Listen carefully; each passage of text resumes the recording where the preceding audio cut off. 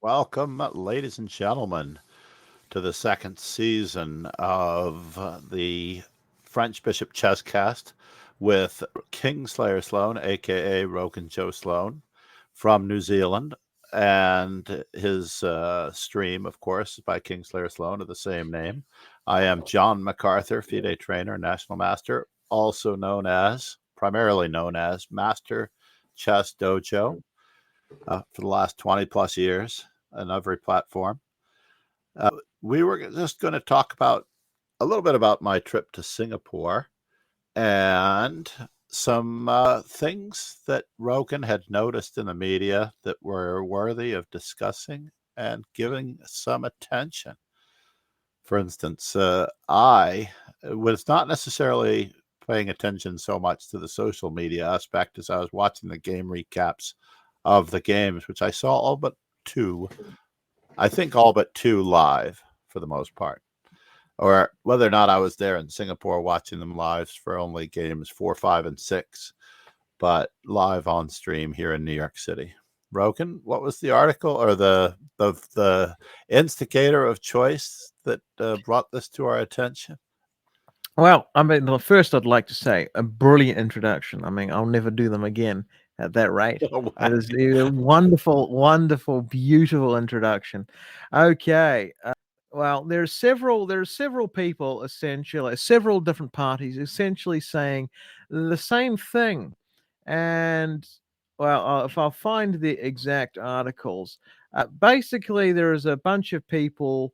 Peter Heine Nielsen being one of them, as we know, Magnus's former or current coach, one of them anyway.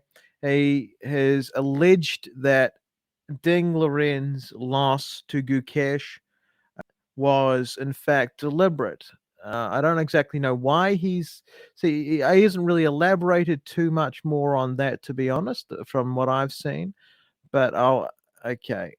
And you mentioned the Russian Chess Federation also had an article. The Pro Sports newspaper, Russian Chess Federation alleges foul play in the World Chess Championship final,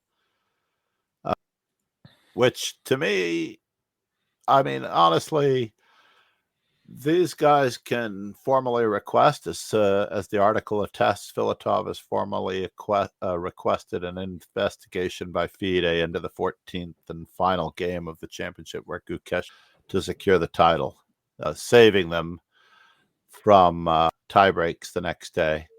It was 7.5 points to 6.5.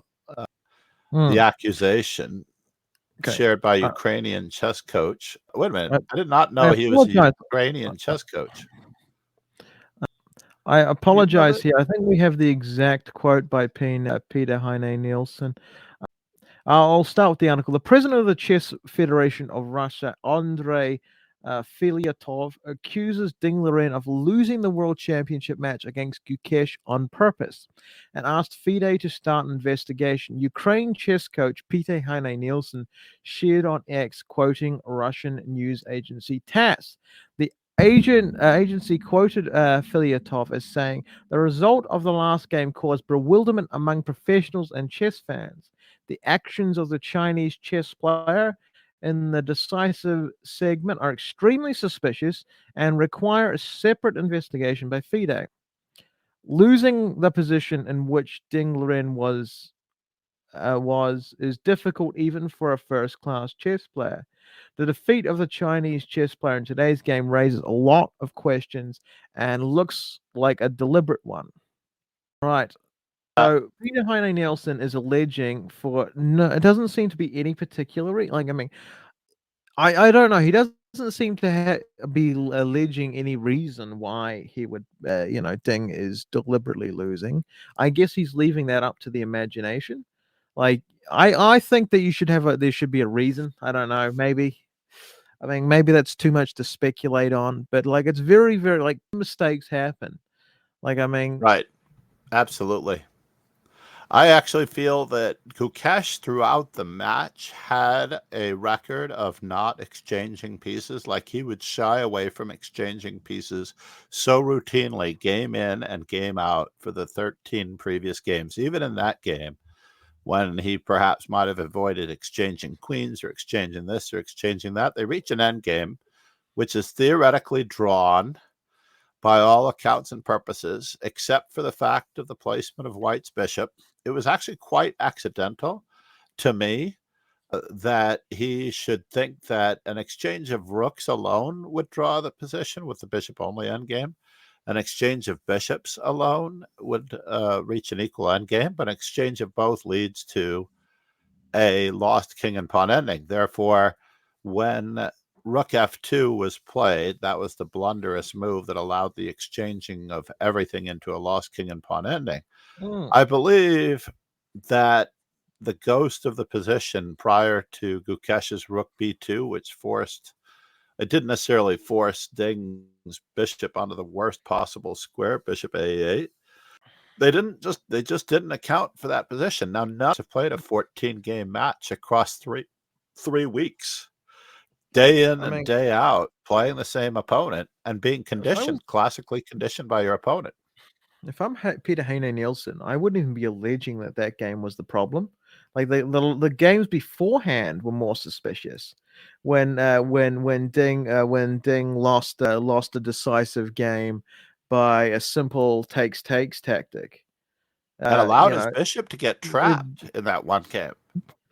He just literally put his bishop on a square and then never bothered to think of sense any danger that the bishop could be in. I think it was 2 games beforehand, 2 games beforehand where he was like, where he got back ranked. Essentially, there was a back rank tactic where it's the queen could just take at the end, and it's takes, and it's right. And there were many awkward moments, and I agree with Kramnik a little bit on the finishing touches of several games. I shouldn't say the finishing touches.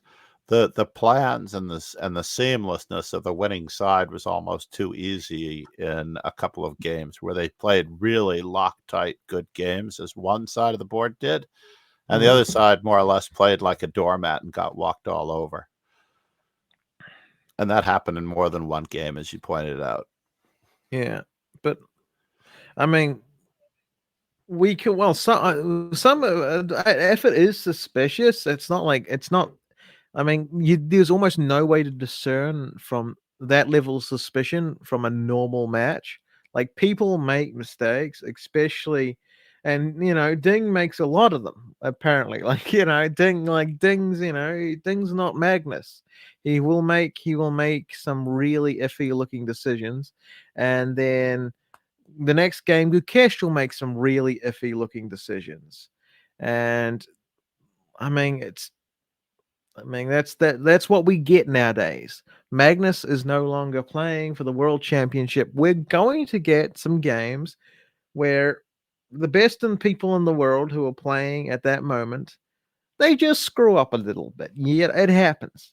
I mean, what is Peter Heine Nielsen saying? Like, is he saying that Ding is so damn fragile that he just couldn't go another game? He was beaten mentally. He was just like, oh, I'll give up now.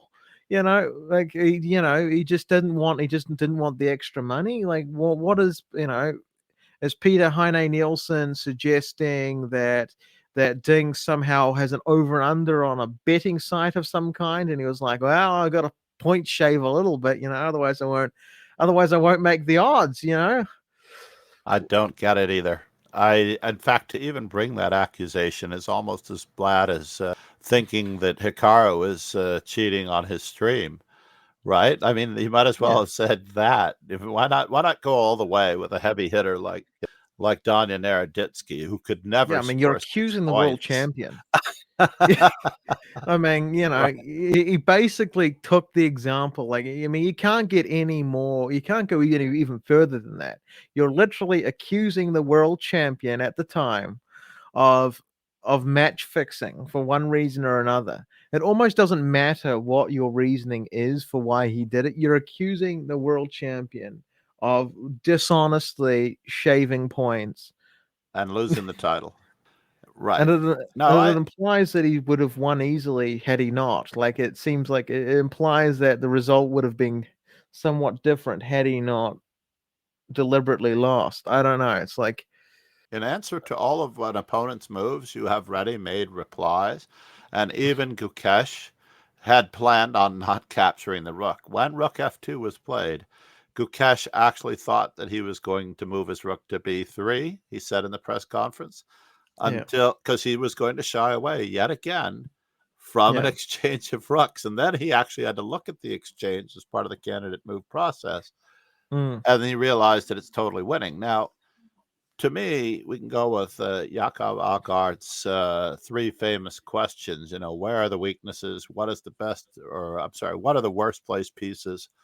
And what is the opponent's big idea? And when you look at your worst placed piece, the rook on f4 was perfectly placed. And if he had just done a little bit of damage checking, the bishop was on the worst square possible. Any bishop move that didn't hang it would have probably resisted much greater.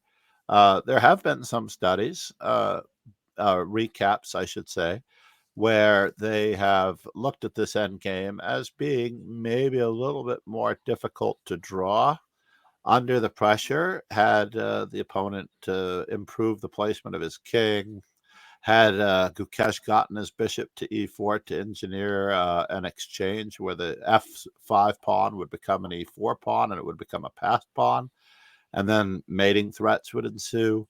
There are a lot of scenarios that point to the fact that Ding had more on his mind to worry about from a rook endgame, which could involve some mating threats and the creation of a passed pawn, versus a bishop endgame, where if he didn't have to trade bishops, the bishop endgame would be drawn. There would be no way to improve the position if the rooks were off the board and only the bishops remained. Just in that one moment in time, after 13 long, hard, relatively grueling games where Gukesh, to his credit, played to win every single bloodless position as well. He tried to get blood out of every stone. There were so many really dry positions. Gukesh pressured, kept the pieces on the board, avoided exchanges when he could. I think only in one game did he allow any exchanges. But honestly, in my relative professional opinion of having seen many weaker players' games and having used many grandmasters miniature games and lessons over the years, I see, and I've often used, grandmasters losing to other grandmasters in less than 20 moves as really good examples for the average person to understand that grandmasters F up too. They do. They have an oversight. They just don't pay attention to some little wrinkle or detail at one moment, and that's all it takes, unfortunately. And it just happened to be in the wrong game. I mean, it just happened to be in the most nerve-wracking possible, the most nerve-wracking possible game and match you could possibly be in. What are the odds, John, that it happens in the place where it's most likely to happen? It's like, well, to me, I was educated really early on in the sense that the winner of the game is the one who makes the next to last mistake. As long as you're not the one making the last mistake, you have a very good chance of winning. but I And do have rook to ask. f2 was the last mistake. Here's the quote: Filyatov, an honorary FIDE member, we're going to ignore the fact that the Russians are allowed to say anything in FIDE. That's right. Insists, They shouldn't even be there. Yeah, well, as of now, yes. Insists that Ding's defeat, quote, looks deliberate and has raised doubts over the integrity of the match. John, if I was to ask you to just look at it randomly, like with the least biased way you possibly could, would you say that such a loss looks deliberate? No. No. No. Especially, I mean, if I were to look at it in isolation, I've seen far worse blunders. I actually showed a game a day or two later because in my Friday afternoon class, students in the high school section of our class had borrowed my Ding Loren book that I was going to use. So I ended up using Gukesh versus Carlson in 2017. And Magnus Carlson blundered a back rank mate, losing a piece to Gukesh. And he attempted to play on because he lost, I believe, a knight on e7 that he couldn't recapture because of a back rank mate. And he literally had to stumble on for a few more moves. And we're talking Magnus Carlson, right? Accidentally overlooking the loss of a piece. And in this endgame, it was an accidental allowing of an exchange, which of course could be fatal, while the opponent had been avoiding exchanges It's the not a entirety blunder of of the a match. piece. It's allowing an equal exchange into a situation that just happens to be worse. I mean, Yes, you're not even absolutely. losing material. It's Right. He didn't dump material or anything like like a Magnus Carlson second-class did. blunder that just happens to be fatal. It was fatal. Yeah, it was like stepping on a nail and not knowing it until about hours later when you say, "Why is my shoe all squishy and full of blood? And why am I getting lockjaw?" Yeah, like Maybe I should go to the emergency room." yeah. That has happened. That is a true story. I stepped on a nail, did not realize it, and I'm like, why are my toes wet? My whole shoe was filled with blood. I Well, had to go to the according hospital, yeah. get those shots, those lovely shots. I mean, Grandmaster Richard Rapport, who was Ding Loren's second at the World Chess Champion, has said that the Chinese Grandmaster played better quality of chess than his opponent, Gukesh, during the 14-game match. Well, I'm not sure if Rapport may have noticed, but the results do not speak to that, unfortunately. Yes, it's... I haven't run all the games by their accuracy test. That is true. It's possible that he might be saying that by an accuracy test. If they checked accuracy of the games, of each and every game, it is possible that Gukesh's accuracy could have been better. But then again, the oversights being bigger at various moments are the only thing that decide the games. Yeah, On the whole, experts were skeptical based on his performance in the lead up to the event. His team, managed to put him in good shape, where he had many good fighting chances till the very end. Report says, scared for his job. No, I don't know. I added that last bit, but the game was a little bit of an anticlimax to a relatively hard-fought match, and almost everyone was expecting it to go to tiebreakers. Personally, I expected Gukesh to improve his king to the extent that Ding could have collapsed. Now, the physical trainer that Gukesh had on his team, by the way, he had a physical trainer that coached the Indian cricket team to victory some years back. In any event, I don't believe that Ding had a physical trainer. And for this type of match, having physical stamina, being able to consistently go the distance, it affects you mentally as well, the physical stamina. I definitely know that pre-COVID, I was working out. I shouldn't say I was working out, but I had a regular fitness routine that I would follow, which involved walking and certain exercises that I was doing on a regular basis. My billiards playing was better. My chess playing was better prior to COVID. And then during COVID, it all became old hat. Like Ian versus Magnus was a good example of such a thing. Like Magnus looked fit, he looked ready, he looked energetic hours in, and Ian just didn't look as vibrant. His posture looked worse. He looked like he may have had some back pain. Like as a person who has back pain, you can kind of feel it a little bit. His posture was a bit awful. See how he like the body language. And then when he collapsed, he really mentally collapsed. I mean, Magnus did have to break him. It took 8 hours to break Nepo in game number 6 into 2021, but it worked. And once he broke him, once that straw snapped, that was it. And the irony was that Ding always had a habit. I believe this is a little bit of Magnus Carlson's forte too, of finding motivation in situations where you're required to bring your best game forward. So when Magnus Carlson loses a couple of games and then storms back to win the tournament, I actually feel that those 2 losses were the motivating factors to spur him into prime shape and peak focus. Just like Gukesh said, losing to Ali Reza in the candidates match, he only lost 1 game to Ali Reza when he was cruising toward leading the tournament. And then he loses to Ali Reza. He he credited that game, that loss, to be the one that actually focused him forward on his true objective and took us into gear. And it happens for Magnus, it happens for Gukesh, and it happened to Ding as well the entirety of the 2023 match with Nepo. Every time Nepo won a game, Ding would strike back. Every time Nepo won a game, Ding would strike back. And that match too, Ding never led the match a single time until the final game. Everyone was really, really, really down on Ding's mental fortitude. Like everyone was like they were very, very doubtful. I mean, the commentary, the commentary was harsh. It really was. Like they were expecting him to be every single time. They were like, they were expecting him to break from the start, and was surprised when he didn't. Right, and the pre-match predictions were just that Gukesh would run over him, because they expected him to show the form from game 14 in the first half of the match.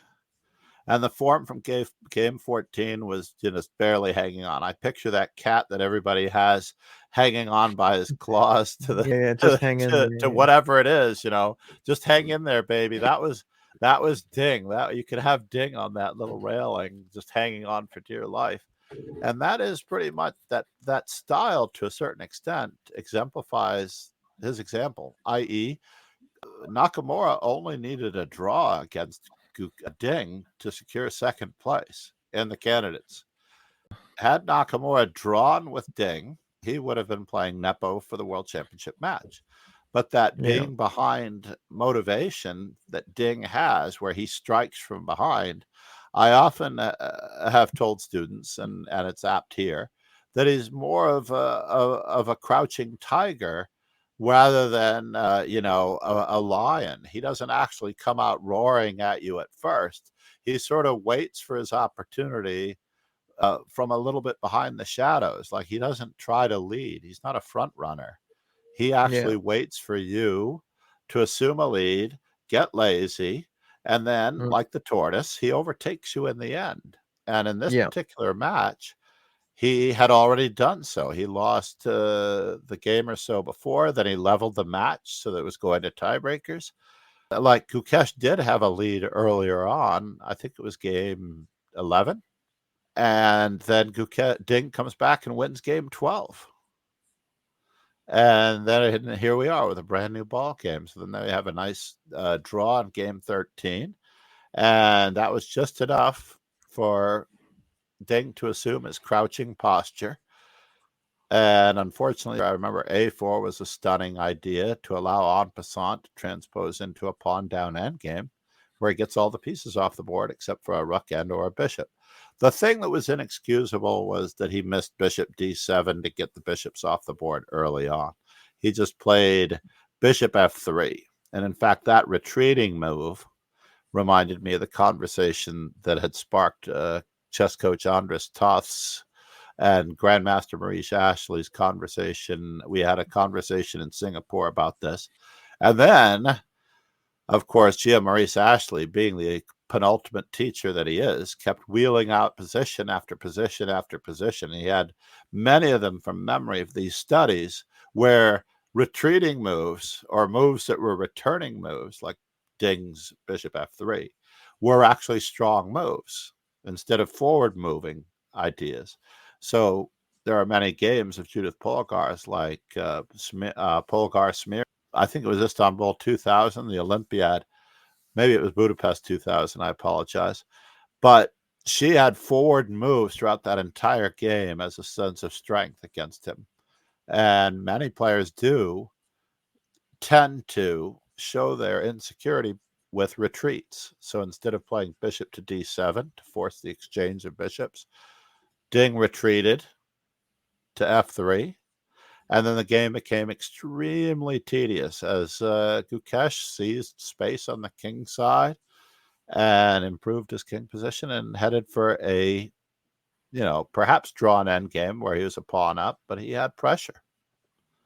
And I don't think I don't think any of these people who are making these accusations have ever played a chess match against a single other person as I have. I have played hundreds of games and or short matches of 8 or 10 games against individuals where we saw each other day in and day out. And I know that I remember one match that I was winning, and I walked in one evening, and my opponent goes, "No. I think I'd already won the match, and he just wanted to play 2 more games to finish the match out at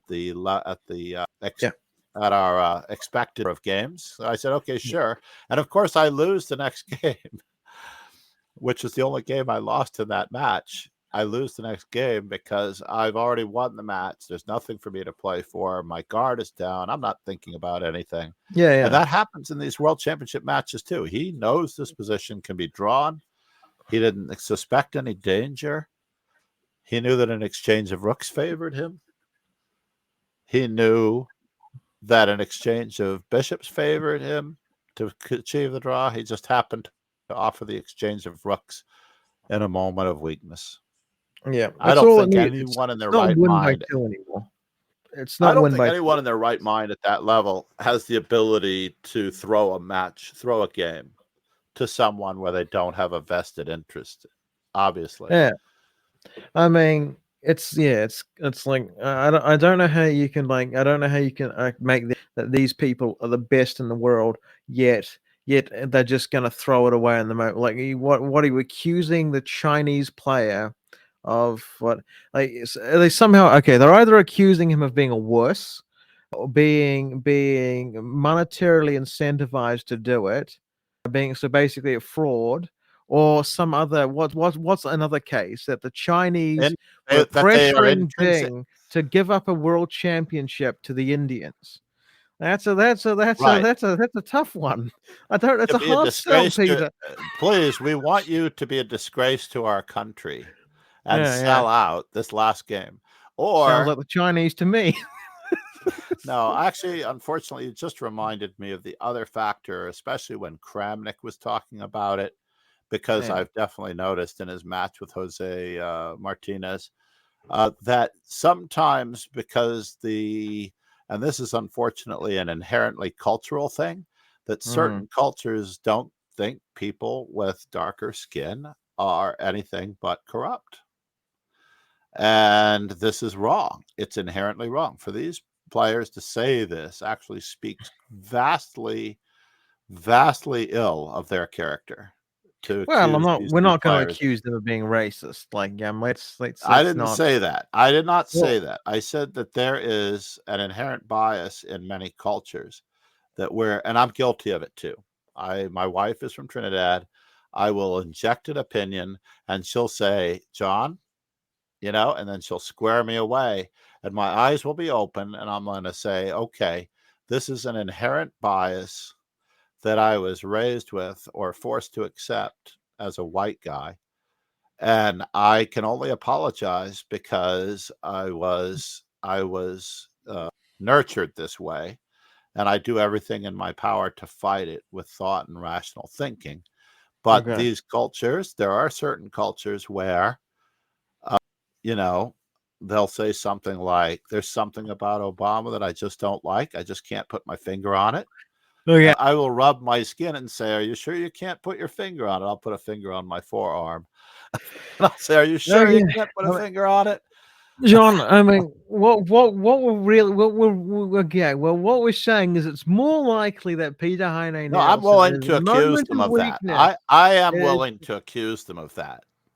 Not well, necessarily the R word, but I am willing to accuse them of that inherent bias that they just don't believe look, that these two players could be doing the a right thing. different R word. They've just been a little retarded, but but that's like, as far as That's I'll also go there. possible. That is It's also just the nurtured. thing silly. That is also nurtured, unfortunately, just like the Look, other R John, word.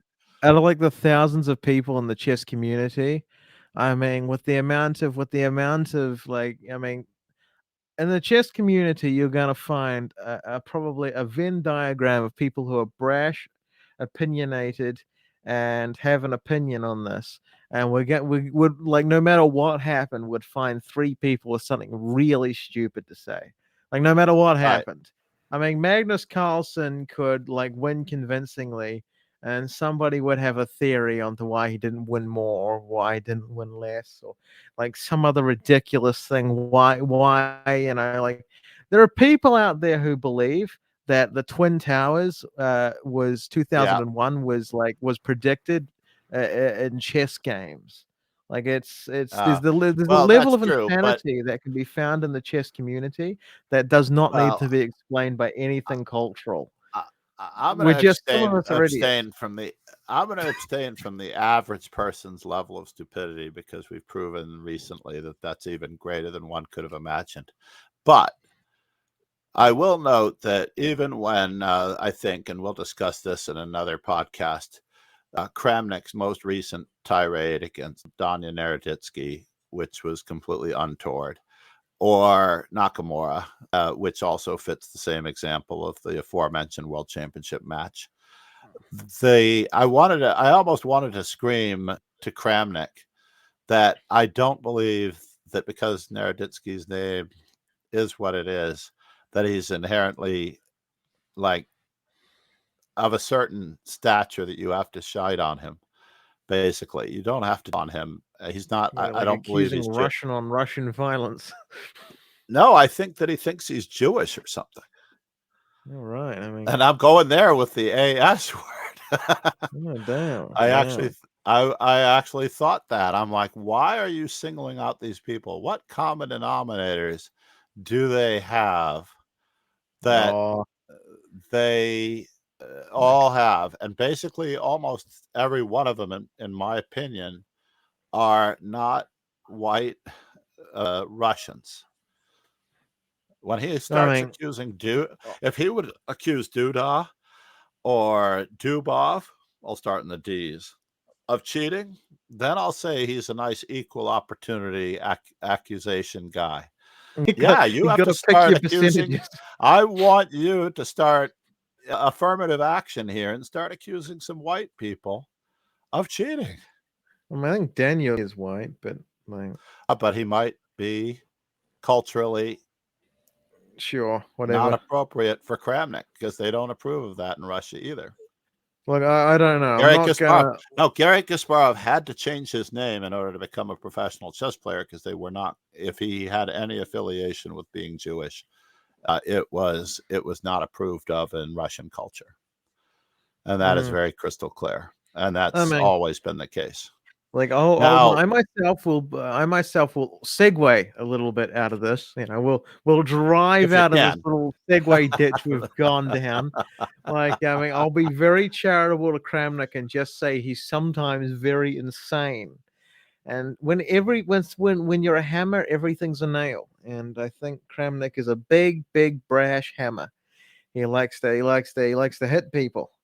And there was yeah, a recent game recap, even with Ding, where he played a game with Ding where he had sacrificed his queen for a rook and a knight, I believe, and he yeah, had this vastly superior position where he kept saying, "I don't understand why I didn't win this game.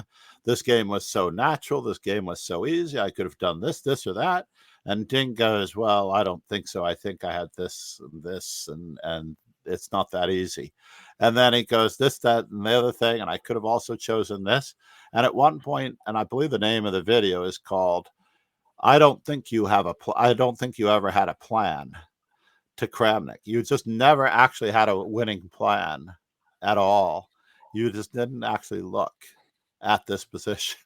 You just thought everything was going to work out by divine right in your favor by the time you yeah. finished the game, and it didn't. And Ding was Well, defending himself the whole way, very coolly, very calmly in the press conference. yeah. Meanwhile, the bluster of Kramnik was obvious. He was like, "Oh, I should never lose a game like this. This was just so easy. This was just so easy. I could do this. I could do that. I could do this. I could do that." It Yet he does did seem to be not. a theme, does it not? Yeah. A little bit. And It's he's like taken it over into everything. It's quite I don't crazy. think I don't think Kramnik's ever lost a match. I mean, he's completely undefeated. Like every single time he could have, like I mean, to be Even when he honest, every loses. time he started a game, it's in a drawn position. I mean, like he never lost. Yeah, he was a very vocal. Kramnik was a very vocal opponent of the quality of the play of the Ding Gukesh match quite a bit, and even called the last round, the last move of the last critical blunder, childish, and he even described the whole game as a Well, disappointment.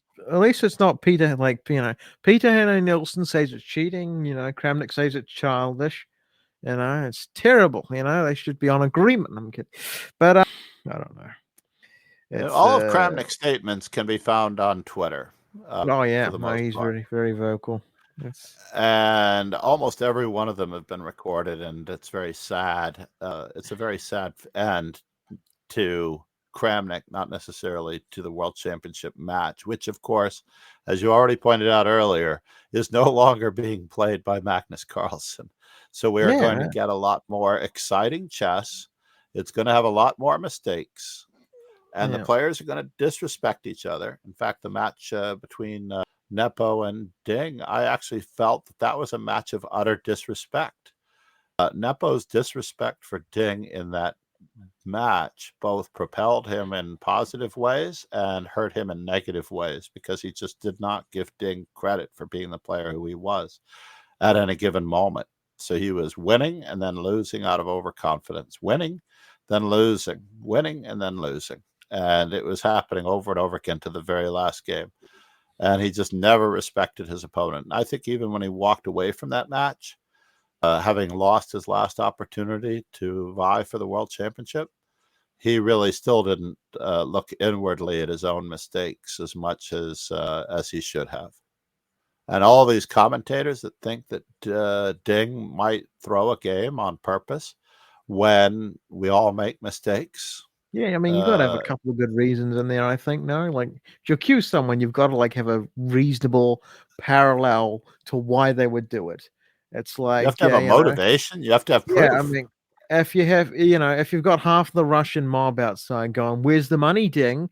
Then maybe you've got a theory, right? But like, or if Ding's like a real big gambler, maybe I don't know, like, or Ding was just like horrifically in tears and shaking before the game, and he just wanted it up, maybe, okay, but like you can't just go, looks suspicious. I mean, if it looks clearly suspicious to one expert chess player, it should look clearly suspicious to like a crowd of expert chess players. You can't have something like arson. If I burnt down a house, that's very suspicious to everyone.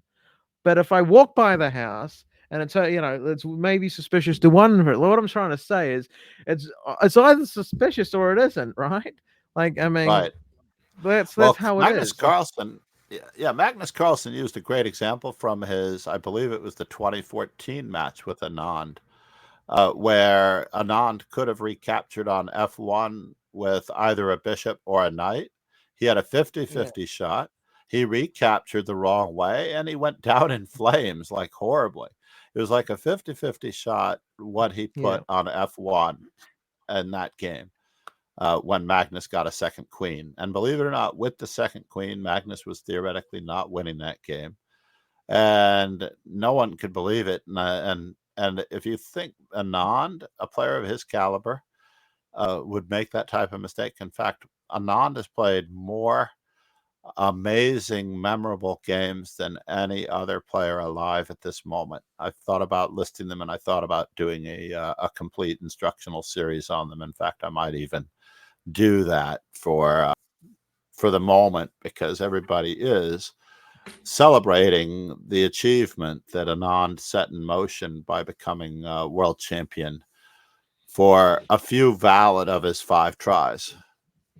I say a few valid of his 5 tries because if we say that Anand is world champion, a 5-time world champion, that means that we have to acknowledge Ponomariev as the youngest world champion, when in reality he only won a match tournament, which is today called the World Cup. FIDE actually never did away with their World Championship event that they tried to hold every year.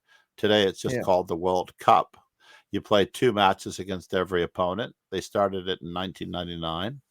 And a 2400 rated player almost won the World Championship. from Romania, Nizipiano. Nizipiano, a 2,400 rated player, almost won Now that's the suspicious. FIDE World Championship. And it was only by a miracle that a 2,500 rated player by the name of Alexander Kalifman won it. And of course, by the end, he was over 2,600. Yeah. But still, to have a 2,600 rated world champion when Karpov and Kasparov are both over 27 and 2,800 respectively, Yeah. in the room, in the playing area at the time, Yeah. that's quite crazy. Quite. Right. Yeah. So, John, looking towards the future, with the present has now been decided, Gukesh is the world champion. Now, there's two ways this could go. If Magnus comes back, we know who's winning. I think we know who's winning. I mean, we can say, you know, there's a point where we can say that we can have a little bit of blind faith that Magnus can kick everybody's ass at almost any time, given the motivation. Like, we're a little bit of blind faith there.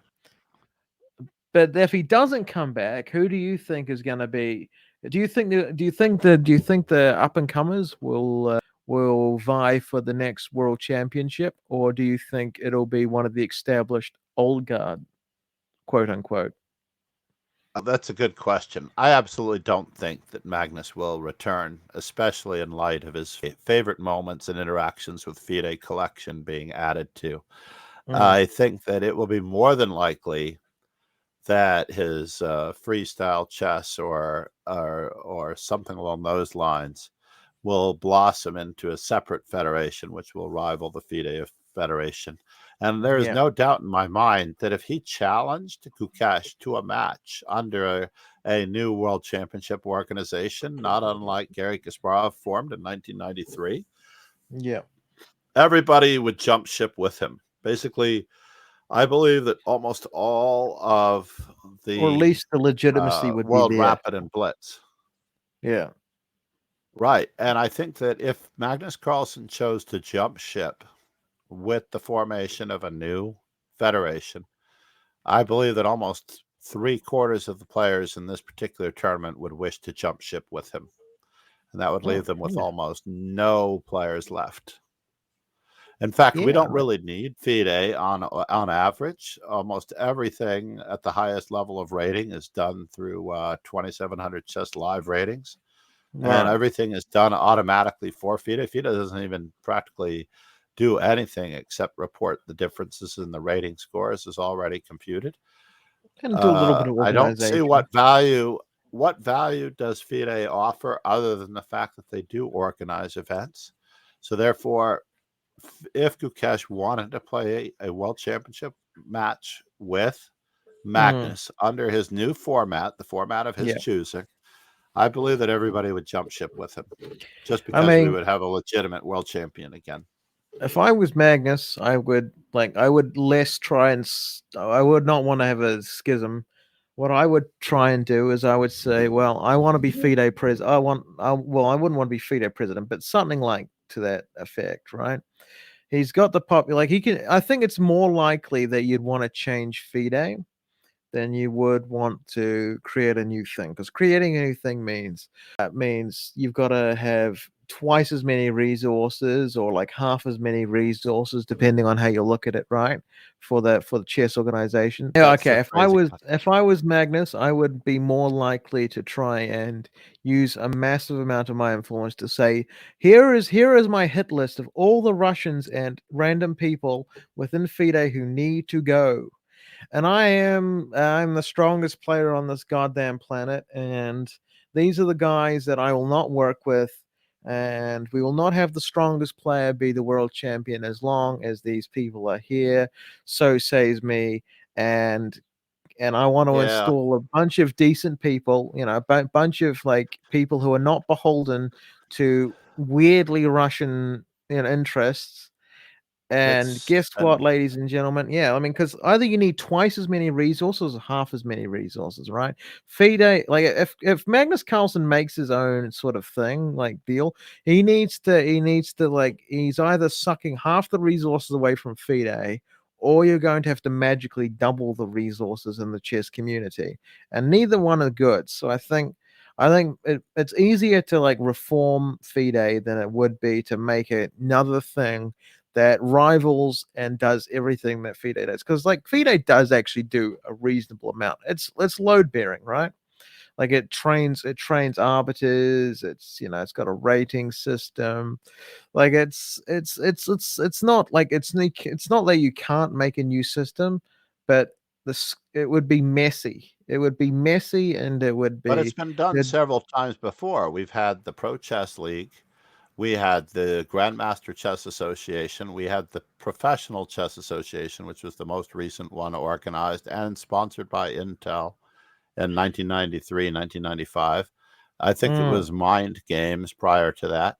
But yeah, basically, if you have a company or a corporation behind it, and I believe that Magnus may have these sponsors behind him, there have been quite a number of wealthy individuals that yeah, have tried and attempted to sponsor FIDE events that may or may not back Magnus in his attempt to offer a similar format at a certain time of the year in a manner in which, in the days of Ilyumzhinov, basically, I remember that all the tournaments took place in his hometown of Elista. Almost all of the events were backed by illegitimate money of some form or another. And Garry Kasparov did everything in his power to try to reform and run for election and try to install better people and try to get the FIDE organization onto a better track. And it was just a tremendous and colossal waste of time for Kasparov to waste so many of his last remaining youthful black hair on that process. It's true. unfortunate. Yeah, I But I mean, mean, it it's a has to be a nice wish fast list. process, I think. Like, it has to have lasting power, and it has to be fast, it has to be efficient. You have to get 60%, I think, 60% of everybody on board right away. Like, it needs to be a real, like, it's like a coup almost. You, like, need support. You need support everywhere. You need to take the load-bearing institutions, and they need to be run better or similar to what was done before. And also having the competition of a second organization would not hurt, because then FIDE would have to be held a little bit more accountable if they wanted to bring some of the players back to their area. On that note, I Yep. think we're going to bring it to a little bit of a close. It was quite the discussion. The one thing that I have to say that we've pretty much ironed out is that anyone who makes an accusation unfounded has to be very close to being off their rocker unless they have proof or Proof or theory, a that's all just I need. yeah, an actual justifiable motivation for why this was done. Because at the Yeah. moment, I see nothing to it. Yeah, And yeah. all of those players are very sad. In any event, hopefully everyone will be following Kingslayer Sloan on X or on Kick or on Twitch and Not on X, or unfortunately. myself. Not on X No. anymore? No, well, I mean, I was on X, then it got hacked, and I didn't use X, so I didn't care. And so now they think that I wasn't hacked because I didn't care. And Oh, like, so I now you just don't have like, it. yeah. So I mean, C'est it's la gonna be a vie. while. I'm gonna have to like compliment Elon Musk a lot, and I'm gonna, it's gonna be like a Might whole have to get 10-year on your process in knees that and day. he's going to like it. And Yeah. anyway, Yeah, yeah. I am Master Chess Dojo on X, Instagram, Snapchat, even now. I was recently forced onto Snapchat by AK Nemsko. I think she posted something. And Twitch and Very YouTube. forced, John. YouTube is picking up. She really The twisted your YouTube arm is there, picking John. up. So she's the professional in social media.